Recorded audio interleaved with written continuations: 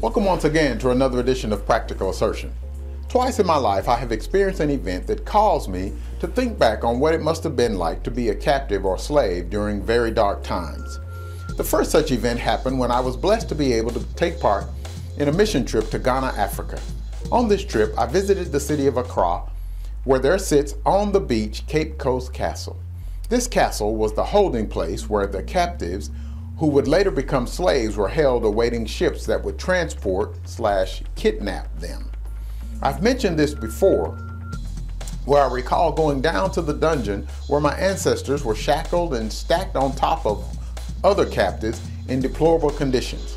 This dungeon was located just beneath the church where the owners would gather to worship God, the creator of all mankind, while fellow mankind was just beneath them suffering at their hands. The stench is still present in that dark and damp room where many died due to the conditions they were subjected to. While in that dungeon, my mind was thrust back in time as I could almost feel the pain and hear the cries of my ancestors. Well, this past weekend, while in Vicksburg, Mississippi, I was invited to lunch following worship service, where I was whisked off to an antebellum mansion called the Cedar Grove Mansion. This had to have been an old plantation estate back in the day. We enter into this palatial mansion where fine antique furniture is right at home, excuse the pun. Beautiful drapes don the floor-to-ceiling windows that look out onto the landscaped lawn. Granite fireplaces in some rooms, but a fireplace for sure in nearly every room. Beautiful hardwood floors throughout, a library which still has some of the original books, a wrought iron spiral staircase that winds down to a beautiful bedroom with a patio just off the backyard. We didn't see any of this until after we were treated to a wonderful meal, buffet style, that was delicious. But here is where I have entitled this edition, My How Things Have Changed. As we walk in, there are other families who have chosen to dine here as well. I'm going to ask you to work with me right here and to be patient with me while I develop this topic. There were several Anglo families who, in my mind, seemed right at home in this setting. My mind is all messed up as I pass by them because all I can see with my mind's eye are slave owners. They are sitting around these grand tables with their children enjoying a meal. I can't get out of my mind that this would have been the way it was during slavery, where people who look a lot like me are serving people who look a lot like them. Immediately, I also imagine the other people who look a lot like me, who were more than likely being beaten and otherwise mistreated on this property somewhere. Nevertheless, I keep walking past them as we are led to our table.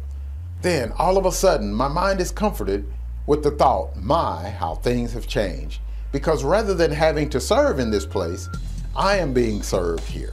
Wow. And we are being served by an Anglo white person who, by the way, was as pleasant as she could be, a beautiful spirit. I know some of you are probably thinking that I'm celebrating the fact that we were being served by a white person, but that is not what I was focused on. If that were the case, how would I be different from the original slave owners?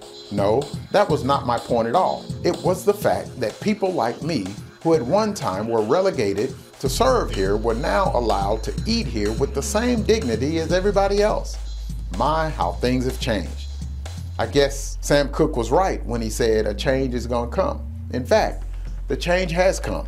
I pride myself on the fact that I am not a racist. I was blessed to be able to move into a neighborhood as a child when I was second grade that was all white with the exception of one other black family at the end of the block. That means that we were the second black family to move into this neighborhood. I guess we were considered blockbusters. But the process was slow, and we had the privilege of attending the elementary school, which was predominantly white, obviously. And you know what? It was here that I learned how to get along with them, accept them, and in fact, view them as equals. I thank my parents for helping us to see ourselves as equals. You do know that parents dictate our prejudices, right? What an experience I had in Vicksburg, Mississippi, of all places. Did I mention the church where I preached and have developed a beautiful working relationship? The Bypass Church of Christ is what we call a mixed congregation. They don't see color, and neither should anyone else. Let me know what you think.